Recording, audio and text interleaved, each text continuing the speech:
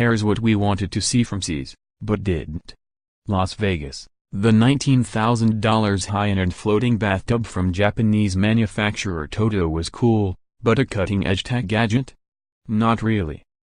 The Mammoth Technology Convention, formerly known as the Consumer Electronics Show, was stacked with home and bath products this year. While a new Kohler toilet is Bluetooth-enabled and lets you flush by asking Alexa to do just that, it was hard to lump these appliance upgrades in with some of the technological leaps that really made a mark in our lives. After all, this is the show that gave us VCRs, Blu-ray and DVD players, the Ring video doorbell, and all those giant TVs.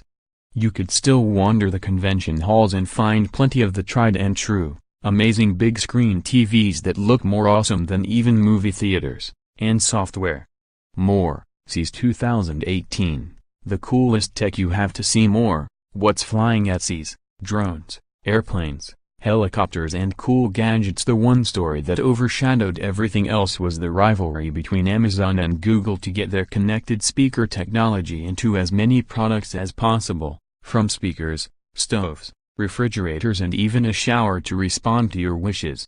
Yes, the category has been around for a few years, but like it or not, based on what we saw on the show floor, virtually every new tech product you'll be buying in the coming months and years is going to respond to your voice.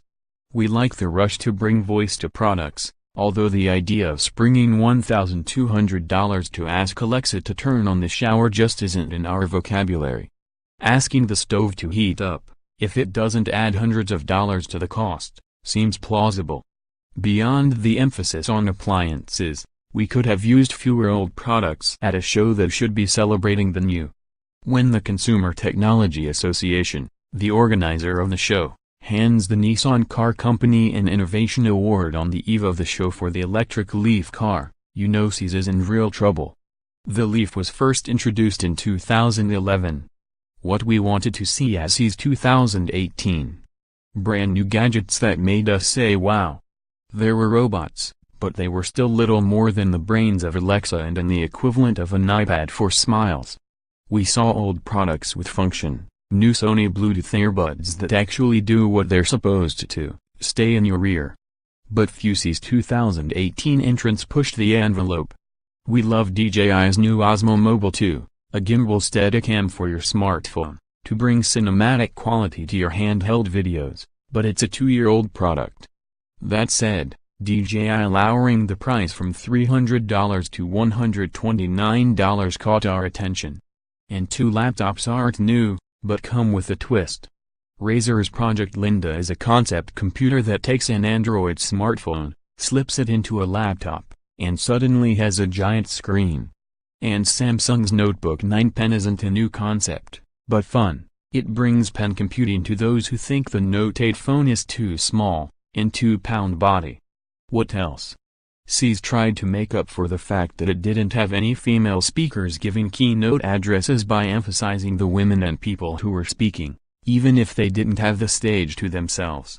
It ginned up posters spread all around CES showcasing women and people of color who had been invited to speak on panels, but as one speaker included on the poster, Axio Xenofried noted, "I am moderating a small breakout session on Thursday afternoon on the future of robotics. I'm hoping it will be a good discussion on an important topic, but I am hardly a featured speaker.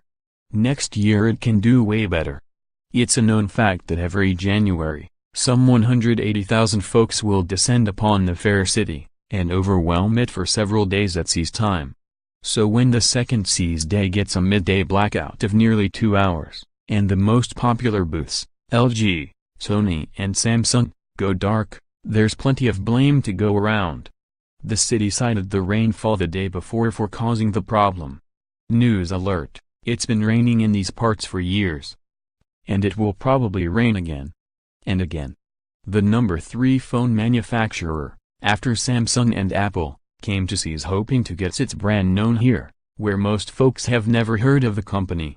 With a cool new $800 phone that rivals the iPhone X in looks and features, Huawei had hoped to announce an alliance with AT&T to prove its mettle.